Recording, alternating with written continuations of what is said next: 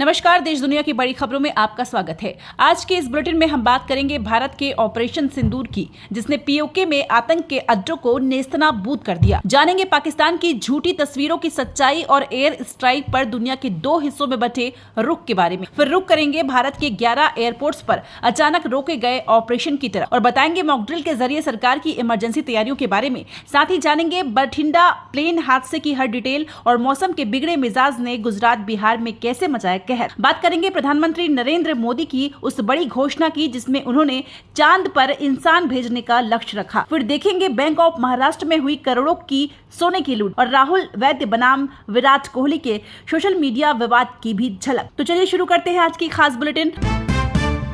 Operation सिंदूर, भारत ने पहलगाम हमले का लिया बदला, मोदी बोले ये तो होना ही था।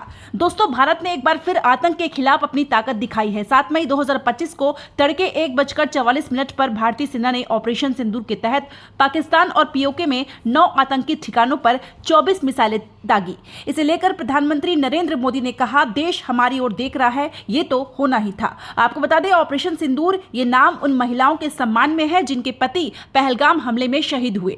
भारतीय वायुसेना ने राफेल जेट्स और स्कैल्प मिसाइलों का इस्तेमाल कर जैश ए मोहम्मद और लश्कर ए तैयबा के ठिकानों को निशाना बनाया। बिना पाकिस्तानी हवाई सीमा लांघे 23 मिनट में ऑपरेशन पूरा हुआ। अब सवाल कि क्यों जरूरी थी यह कार्रवाई, तो आपको बता दें, पहलगाम में पर्यटकों को निशाना बनाया गया जो कश्मीर की शांति को तोड़ने की साजिश थी। लेकिन अब भारत ने साफ कर दिया कि आतंक के खिलाफ हम चुप नहीं बैठेंगे। विदेश मंत्री एस जयशंकर ने कहा, दुनिया को आतंक के प्रति जीरो टॉलरेंस दिखाना होगा। पाकिस्तान का झूठा दावा, पुरानी दुर्घटना की तस्वीरें वायरल कर राफेल मिग गिराने की उड़ाई अफवाह। दोस्तों, पाकिस्तान ने एक बार फिर झूठ की मशीन चला दी है। दावा किया गया कि उसने भारत के 3 राफेल और 2 मिग विमान गिरा दिए, लेकिन सच्चाई क्या है? ये बस एक फर्जी प्रचार है जिसे सोशल मीडिया पर पुरानी तस्वीरों के सहारे फैलाया जा रहा है। इसमें से एक तस्वीर पंजाब के मोगा की है, जहां 4 साल पहले एक मिग 21 दुर्घटनाग्रस्त हुआ था, जहां पर दूसरी तस्वीर बाड़मेर की है, जब पिछले साल 2024 में मिग 29 अभ्यास के दौरान हादसे का शिकार हुआ। भारतीय वायुसेना और आधिकारिक सूत्रों ने इन दावों को सिरे से खारिज कर दिया है। कोई नया नुकसान नहीं हुआ, ना ही कोई सबूत पेश किया गया। पाकिस्तान का यह हथकंडा पुराना है जिससे वो ध्यान भटकाने की कोशिश करता है, लेकिन सच को छुपाया नहीं जा सकता।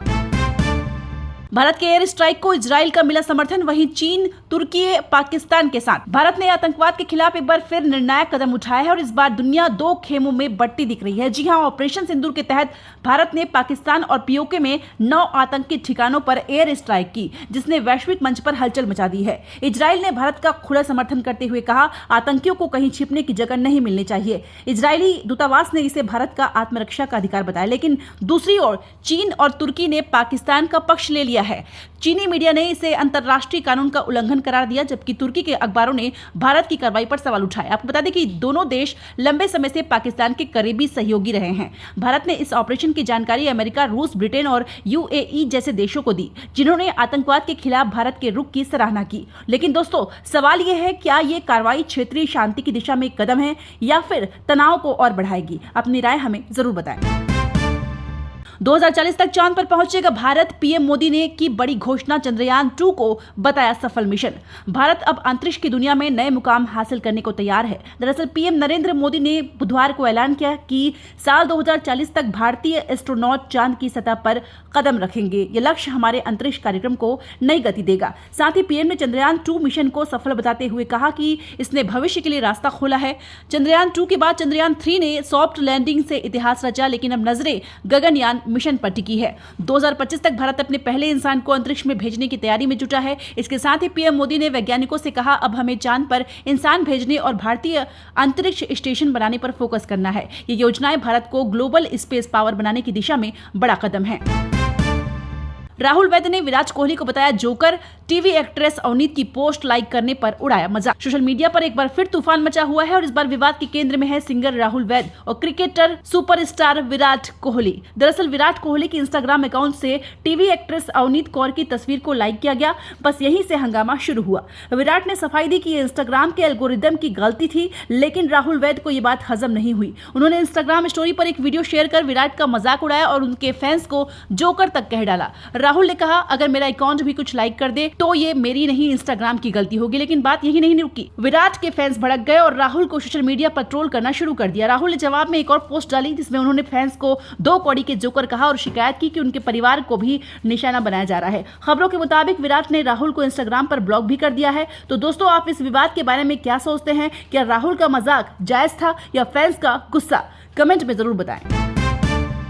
पाकिस्तान के मुकाबले भारत 3 गुना ज्यादा ताकतवर, अगर जंग हुई तो सिर्फ 7 दिन टिकेगा पाक। दोस्तों, ऑपरेशन सिंदूर ने दुनिया को भारत की सैन्य ताकत का लोहा मनवा दिया है। लेकिन क्या आप जानते हैं भारत की सैन्य ताकत पाकिस्तान से 3 गुना ज्यादा है। जी हां, दुनिया की बड़ी रिपोर्ट्स और एक्सपर्ट्स का दावा है कि भारत की सैन्य क्षमता पाकिस्तान के मुकाबले 3 गुना ज्यादा मजबूत हो चुकी है। ग्लोबल फायर पावर इंडेक्स के मुताबिक भारत के पास पाकिस्तान से ज्यादा सैन्य बजट, एडवांस्ड वेपन सिस्टम और ट्रेंड पर्सनल है। भारत ने हाल ही के वर्षों में राफेल जैसे लड़ाकू विमान, S-400 मिसाइल डिफेंस सिस्टम और स्वदेशी तकनीक को मजबूत करके अपनी सुरक्षा चेन को अजेय बनाया है। वहीं पाकिस्तान आर्थिक संकट और आंतरिक अस्थिरता से जूझ रहा है, जिसने उसकी सैन्य तैयारियों पर सवाल उठाए हैं। SIPRI की रिपोर्ट के अनुसार भारत का डिफेंस बजट पाकिस्तान के मुकाबले 3.5 गुना ज्यादा है। रक्षा विशेषज्ञों का मानना है कि अगर दोनों देशों के बीच युद्ध हुआ तो पाकिस्तान सिर्फ 7 दिनों तक टिक सकता है। ऑपरेशन सिंदूर के दौरान बठिंडा में प्लेन क्रैश, हरियाणा के व्यक्ति की मौत, 9 लोग घायल। जी हां, पंजाब के बठिंडा से एक चौंकाने वाली खबर सामने आई है। ऑपरेशन सिंदूर के दौरान करीब रात 2 बजे गुनियाना मंडी के अकालिया कला गांव में एक विमान गेहूं के खेत में क्रैश हो गया। हादसे में हरियाणा के चरखी दादरी निवासी गोविंद की जान चली गई, जबकि 9 लोग घायल हुए। विमान में आग लगने से स्थिति और गंभीर हो गई। आपको बता दें कि यह जगह आबादी से महज 500 मीटर दूर थी, जिसने सभी को हैरान कर दिया। वहीं पंजाब पुलिस ने तुरंत एक्शन लेते हुए 2 किलोमीटर के दायरे को सील कर दिया और मीडिया को भी दूर रखा। हालांकि अभी तक साफ नहीं हुआ है कि विमान किसका था या पायलट का क्या हुआ।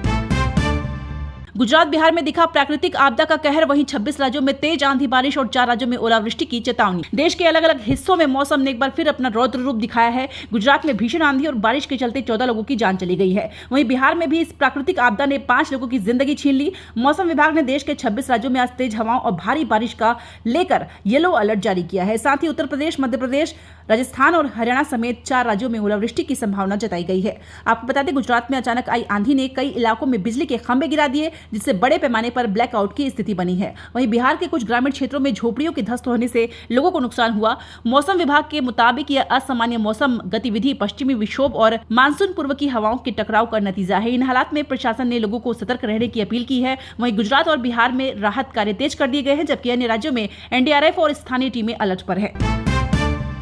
बैंक ऑफ महाराष्ट्र में 5 करोड़ की गोल्ड लूट, गन पॉइंट पर बदमाशों ने खुलवाए लॉकर, 15 लाख कैश भी ले गए। बिहार के समस्तीपुर में बीते दिन एक बड़ी घटना से सनसनी फैल गई। सुबह करीब 10 बजे बैंक ऑफ महाराष्ट्र की शाखा में कुछ अज्ञात बदमाश घुस गए और उन्होंने कर्मचारियों को डरा धमकाकर लॉकर्स खुलवाए।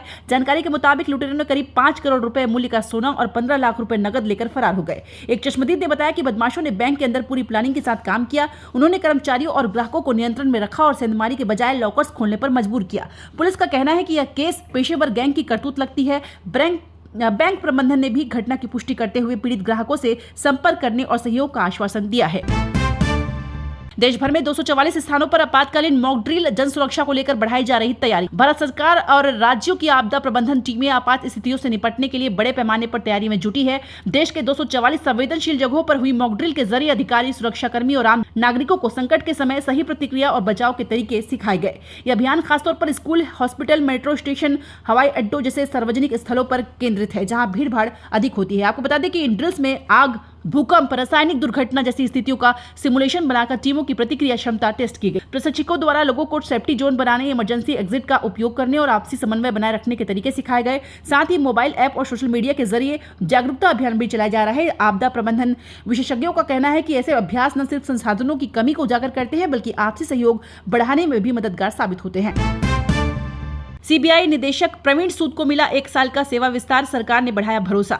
देश की सबसे बड़ी जांच एजेंसी सीबीआई के निदेशक प्रवीण सूद अब 1 साल और अपनी जिम्मेदारी निभाएंगे। केंद्र सरकार ने उनके कार्यकाल को 1 साल के लिए बढ़ा दिया है। यह फैसला ऐसे वक्त में आया है जब देश में कानून व्यवस्था और जांच एजेंसियों की भूमिका पर लगातार चर्चाएं हो रही है। आपको बता दें कि प्रवीण सूद 1986 बैच के कर्नाटक कैडर के IPS अधिकारी है। मई 2023 में उन्होंने सीबीआई के डायरेक्टर का पद संभाला था। अब वो मई 2026 तक इस अहम पद पर बने रहेंगे। सरकार के इस फैसले को संस्थागत व्यक्तिगत निरंतरता और अनुभव की अहमियत के तौर पर देखा जा रहा है, खासकर ऐसे समय में जब कोई हाई प्रोफाइल केस सीबीआई के पास है। सूत्रों के मुताबिक अपॉइंटमेंट कमेटी ने प्रधानमंत्री की अध्यक्षता में यह विस्तार दिया है, यानी यह एक रणनीतिक और भरोसे से भरा कदम माना जा रहा है। 11 भारतीय एयरपोर्ट्स पर ऑपरेशन बंद, वहीं 15 शहरों में उड़ानें रद्द। भारत और पाकिस्तान के बीच बढ़ते तनाव के चलते देश के 11 प्रमुख हवाई अड्डों पर उड़ानों का संचालन अस्थायी रूप से रोक दिया गया है। एयर इंडिया, इंडिगो और स्पाइस जेट जैसी प्रमुख एयरलाइनों ने जम्मू, श्रीनगर, लेह, अमृतसर, जोधपुर, भुज, जामनगर, चंडीगढ़ और राजकोट सहित 15 शहरों के लिए उड़ानें रद्द कर दी है। इस स्थिति का कारण 22 अप्रैल को भारतीय कश्मीर में हुए हमले के जवाब में भारत द्वारा 7 मई को ऑपरेशन सिंदूर के तहत पाकिस्तान और पाकिस्तान अधिकृत कश्मीर में 9 संदिग्ध आतंकी ठिकानों पर की गई कार्रवाई है। इसके बाद दोनों देशों के बीच सीमा पर भारी गोलाबारी हुई, जिससे नागरिकों की जान माल को नुकसान पहुंचा है। इसके अलावा करतारपुर कॉरिडोर को भी सुरक्षा कारणों से अस्थायी रूप से बंद कर दिया गया है, जिससे श्रद्धालुओं को असुविधा का सामना करना पड़ रहा है। ऐसे में यात्रियों से अनुरोध है कि वे अपनी यात्रा से पहले संबंधित एयरलाइनों से संपर्क करके उड़ानों की स्थिति की जानकारी प्राप्त करें और आवश्यकता अनुसार वैकल्पिक यात्रा योजना बनाएं। भारतीय हमले में पाकिस्तान के 9 आतंकी ट्रेनिंग सेंटर, लॉन्च पैड तबाह, हिजबुल, जैश और लश्कर के मुख्यालय ध्वस्त। 7 मई 2025 को भारतीय सेना ने ऑपरेशन सिंदूर के तहत पाकिस्तान और पीओके में 9 आतंकी ठिकानों को पूरी तरह नष्ट कर दिया। इसमें जैश ए मोहम्मद का बवाहलपुर मरकज सुभान अल्लाह, जो इसका सबसे बड़ा मुख्यालय था, लश्कर तैयबा मुरीदके के मरकज तैयबा, जिसे ओसामा बिन लादेन ने फंड किया था, साथ ही हिजबुल मुजाहिदीन का सियालकोट में प्रशिक्षण केंद्र और मुजफ्फराबाद, कोटली जैसे इलाकों में लॉन्च पैड भी ध्वस्त किए गए। ये ठिकाने आतंकियों को प्रशिक्षण और हथियार देते थे। भारतीय सेना ने राफेल ड्रोन और सटीक मिसाइलों का इस्तेमाल किया, बिना किसी सैन्य ठिकाने को निशाना बनाए। भारत का दावा है कि इन हमलों में लगभग 70 आतंकियों का सफाया हुआ है। वहीं पाकिस्तान ने इन हमलों को युद्ध की कार्रवाई करार देते हुए जवाबी कार्रवाई की बात कही है। हालांकि भारत ने स्पष्ट किया है कि यह हमले केवल आतंकी ढांचों को निशाना बनाकर किए गए थे और नागरिक क्षेत्रों को नुकसान पहुंचाने का कोई उद्देश्य नहीं था। तो दोस्तों, ये थी आज की सबसे बड़ी और सबसे जरूरी खबरें। कमेंट में अपनी राय जरूर दीजिए और हाँ, अगर आपको ये बुलेटिन जानकारी पूर्ण लगा हो तो इसे शेयर कीजिए, ताकि ज्यादा से ज्यादा लोग सही खबरों से जुड़े रहें। मिलते हैं अगली बुलेटिन में नई खबरों, नए सवालों और आपके ही जवाबों के साथ। तब तक के लिए जागरूक रहिए, जुड़े रहिए। नमस्कार।